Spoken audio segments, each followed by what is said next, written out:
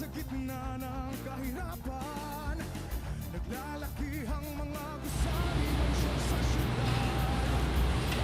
Hello mga kalodi, ngayon nandito tayo sa isang lugar ngayon, dito sa Quezon City mga kalodi. Ngayon, ano ba ang dapat natin malaman sa isang economic ng bansa ng Pilipinas mga kalodi? At mga kalodi, ang isa bakit bumagsak ang isang economic ng isang bansa mga kalodi dahil sa pandemya na mga kalodi, lalo na isang nawanasan natin sa bansa ngayon na COVID-19 mga kalodi. Yung mga panahon yung mga SARS na marami na bumagsak ng economic mga bansa mga kalodi. At ang mga establishment, ang mga businessman, bumagsak ang mga ekonomiya ng lahat ng mga bansa mga kalodi. Gusto nyo ba malaman ang kasagutan, ang economic ng bansa ng isang Pilipinas mga kalodi? Yan, sasagutin ni Sir Ding Dia. Pakinggan natin si Sir Ding Dia about sa economic ng bansang Pilipinas.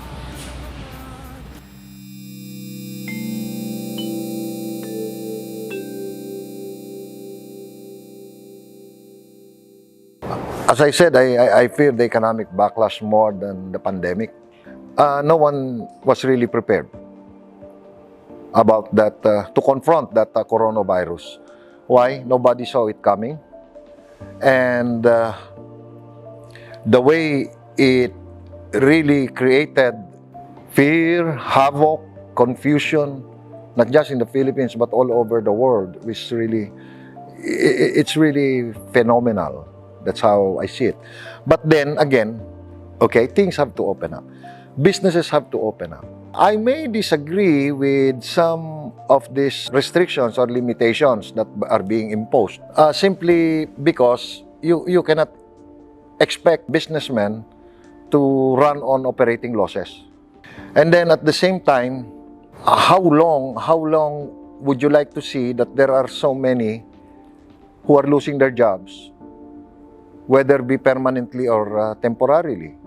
Ang sa akin, wala talaga. I mean, for me, things have to open up talaga. And then the responsibility of, with regards to the coronavirus issue, we'll have to, at the end of the day, it falls on the individual. Kasi kahit na anong restrictions ang gawin ng pamahalaan, kung hindi nag-iingat ang individual, wala rin mangyayari. Di ba? Ang sa akin, I believe business sector is quite willing to cooperate with all those guidelines. Basta wag lang namang masyadong defeatist yung guidelines, di ba? It will take time dahil kailangan bumalik yung confidence eh. Kailangan bumalik muna yung confidence ng tao.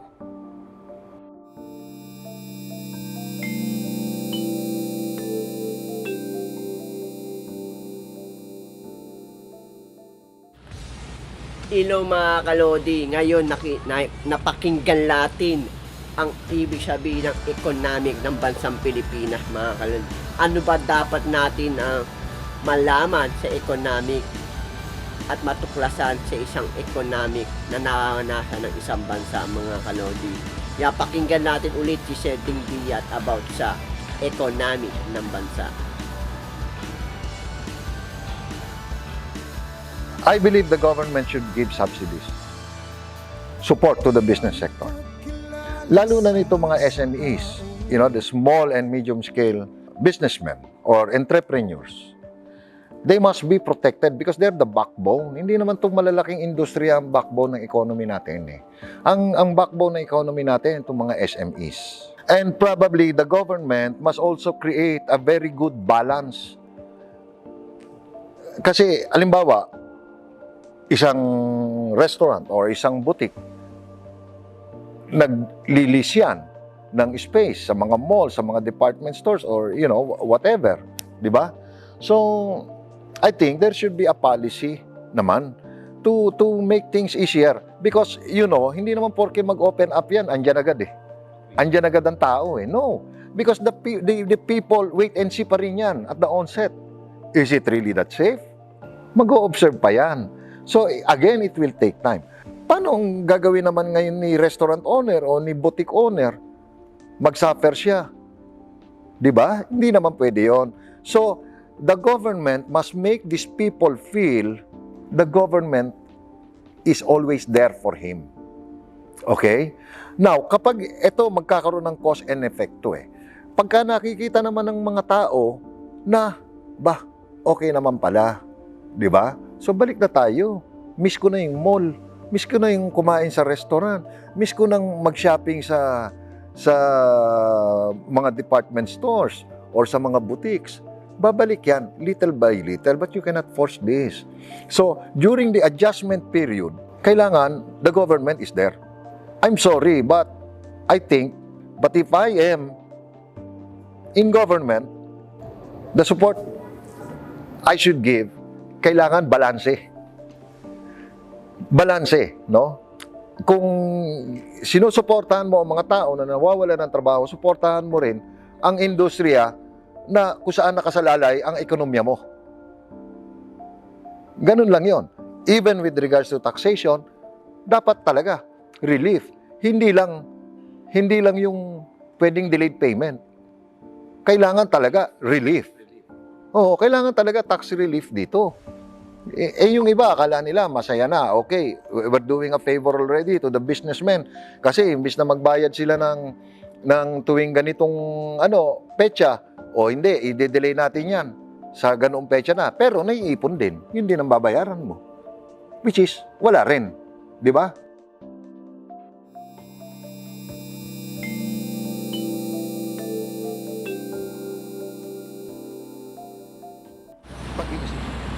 Mga kalodi, anong ibig sabihin ba sa inyo ang economic, mga kalodi? Ngayon mga kalodi, ay dapat natin malaman ng isang economic ng isang bansa. Ano ba ang meron sa isang economic? Bakit bumabagsak ang isang ekonomiya ng isang bansa?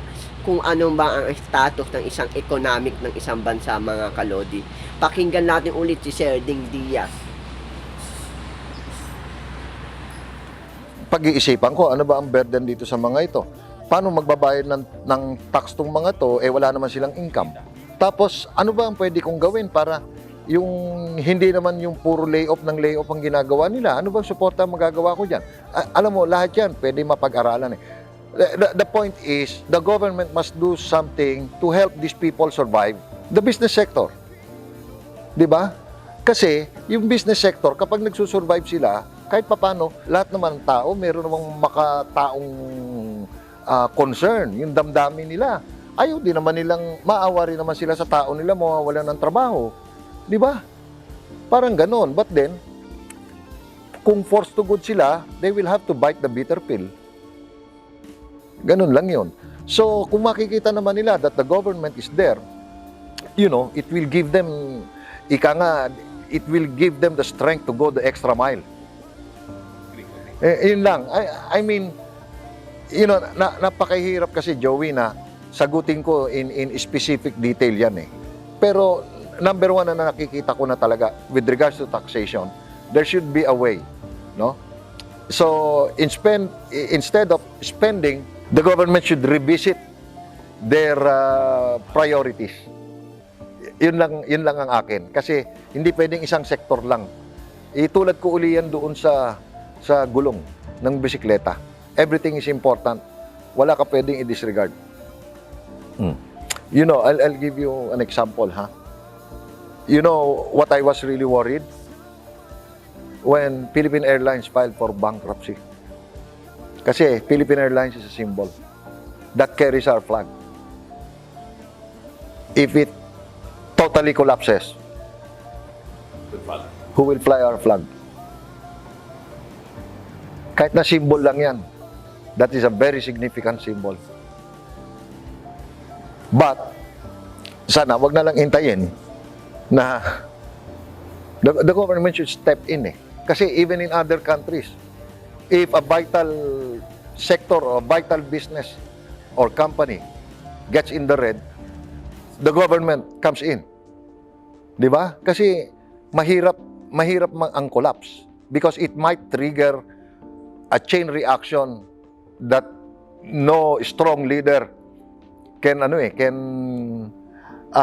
do something about.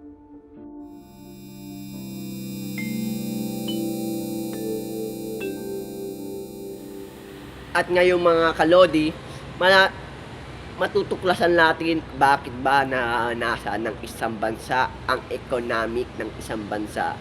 Dahil natutuko ito sa iba't ibang uri ng mga panahon, mga kalodi.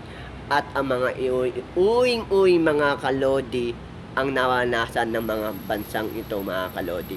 Pakinggan natin si Sir Ding Diaz bakit ang isang economic ng isang bansa bakit bumabagsak. At bilang isang leader, mga kalodi, papaano niya ibabangon ang kanyang bansa sa dinadanas niya sa economic ng isang bansa, mga kalodi. Pakinggan natin. Sana, mga kalodi, huwag lang tayo magkaroon ng mga isipin ng mga bawat bansa, mga kalodi, ang nasa natin ng ating bansa, mga kalodi. Magtulong-tulong tayo, mga kalodi. Pakinggan natin si Sir Ding Diaz sa paliwanag niya sa economic ng bansa. Ito, at least, mga kalodi. Economic collapse. And now, the bigger worry is that I think a lot of our leaders do not realize that. Or probably they just refuse to recognize that. We will go back to survival mode. And what is that? Survival of the fittest. The individual must always manifest superiority for him to survive. Yung mga naging defeatist na ang attitude, they will just, lie down and die. We don't have to get into that. Alam mo naman, it's always during times of crisis that true leaders rise. Ganyan tayo kamahal ng Diyos. Even in medieval times, prehistoric times, pagka nagkakaroon ng malawakang problema, medyo pinaangat ang Panginoon. I hope it comes. I hope it happens to us soon.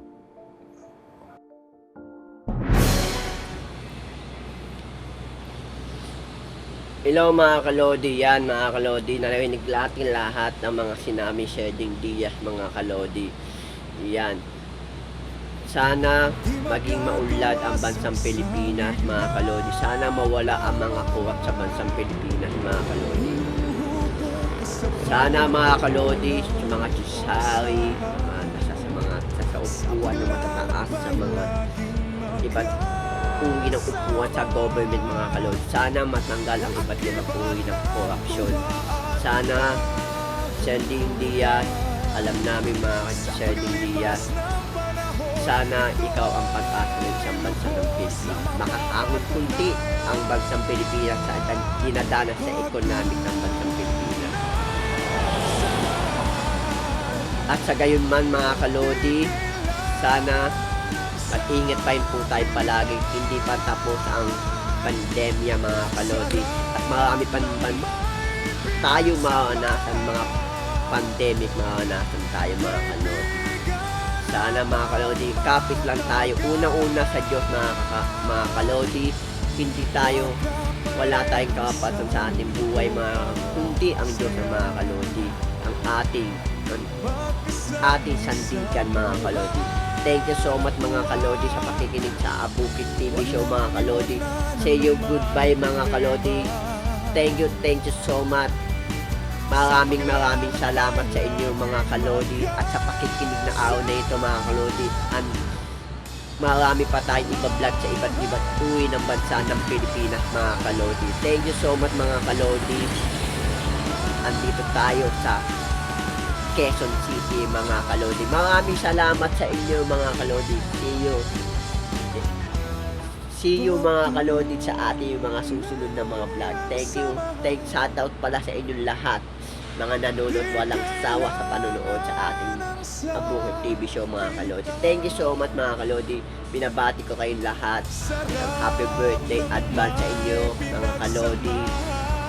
Shout out kay Bronches, Dennis Reyes, Ramos family, Dennis Reyes family, Rosales family. Shoutout din kay Boss Ronald Capa, Gemma, Chino, Daniel, at marami pang iba at mga anime character. Yan mga kalodi. Thank you so much mga kalodi. Susunod po September 1 and 3. Andun iba-vlog natin ang anime mga kalodi. Yan, abangan nyo mga kalodi sa mga mahihilig sa anime. Abangan nyo yung vlog natin sa anime. Thank you so much mga kalodi.